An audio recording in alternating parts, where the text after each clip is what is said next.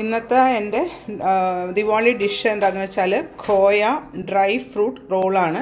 അപ്പോൾ അതിന് ആവശ്യമുള്ള ഇൻഗ്രീഡിയൻസ് ഞാൻ ഖോയ, അതായത് പാല് പറ്റിച്ചത് ഒരു 500 ഗ്രാം എടുത്തിട്ടുണ്ട്. പിന്നെ ഷുഗർ ഒരു 75 ഗ്രാം, ഗീ ഒരു 15 ഗ്രാംസ്. പിന്നെ നമുക്ക് ആവശ്യമുള്ള ഡ്രൈ ഫ്രൂട്ട്സ് ഞാനിവിടെ പിസ്റ്റാച്ചിയോ എടുത്തിട്ടുണ്ട്, ആൽമണ്ട്സ്, ഫിഗ്സ്, ഡേറ്റ്സ്. അപ്പോൾ ഇതെല്ലാം കൊണ്ട് നല്ല ഒരു ഖോയ ഡ്രൈ ഫ്രൂട്ട് റോള് എങ്ങനെയാണ് ഉണ്ടാക്കുന്നതെന്ന് ഞാനിപ്പം ലിസാസ് ഫ്ലേവേഴ്സിൽ കൂടെ കാണിച്ചു തരാം.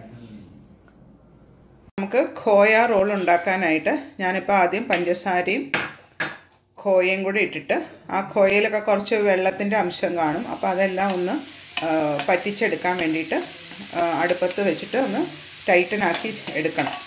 അതിനാണ് ഷുഗറും ഖോയയും കൂടെ മിക്സ് ചെയ്ത് ടൈറ്റനാക്കാനായിട്ട് അടുപ്പത്ത് വെച്ചിട്ടുണ്ട്. അതാണ് ഇതിന് ഫസ്റ്റ് സ്റ്റെപ്പ്.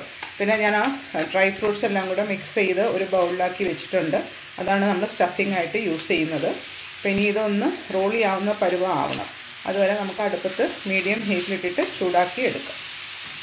ഇപ്പോൾ നമ്മുടെ ഖോയ ആ പഞ്ചസാരയിലിട്ട് നല്ല ആയിട്ട് ഡ്രൈ ആക്കി എടുത്ത് വെച്ചിട്ടുണ്ട്. ഇനി ഇതൊന്ന് തണുക്കാൻ വെക്കണം. തണുത്ത് കഴിഞ്ഞിട്ട് വേണം നമുക്കത് പിന്നെ നെയ്യും കൂടെ ആഡ് ചെയ്തിട്ട്, അപ്പോൾ ചെറുതായിട്ട് തണുക്കാൻ വെച്ചിട്ടുണ്ട്. അതിനകത്തോട്ട് നെയ്യ് ആഡ് ചെയ്തു. നെയ്യ് ആഡ് ചെയ്ത് എല്ലാം കൂടെ മിക്സ് ചെയ്തിട്ട് റോൾ ചെയ്യുന്ന ബട്ടർ പേപ്പറിൽ നിരത്തിയിട്ട് റോൾ ചെയ്യുന്നത് ഞാൻ കാണിച്ചു തരാം. ഇപ്പോൾ ഒരു ബട്ടർ പേപ്പർ നമ്മൾ ടേബിളിൽ ഇട്ടിട്ട് അതിനകത്ത് ആ ഖോയ മിക്സ് ചെയ്യാനായിട്ട് റോൾ ആക്കാനായിട്ട് ഫ്ലാറ്റനാക്കി വെച്ചിട്ടുണ്ട്. ഇനി ഇതിനകത്തോട്ട് ഡ്രൈ ഫ്രൂട്ട്സ് നമുക്ക് ലെയർ ചെയ്യാം.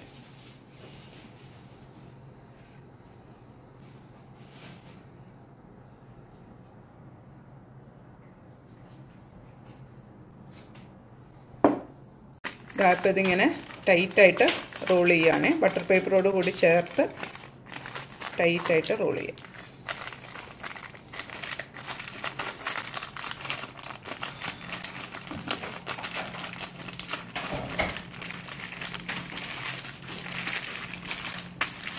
ഇത് ഖോയ നല്ല ഫ്രഷ് ഖോയ ആയിരിക്കണം, അപ്പോഴാണ് അത് നല്ല കറക്റ്റായിട്ട് പേസ്റ്റ് പോലെ ആക്കാൻ പറ്റും. നമ്മുടെ ഖോയ റോള് അത് നമ്മൾ ബട്ടർ പേപ്പറിൽ നിന്ന് മാറ്റിയിട്ട് സ്ലൈസ് ചെയ്തെടുക്കുക. ഇനി അത് പ്രസൻറ്റ് ചെയ്യുന്നത് എങ്ങനെയാണെന്ന് ഞാനിപ്പം കാണിച്ചു തരാം.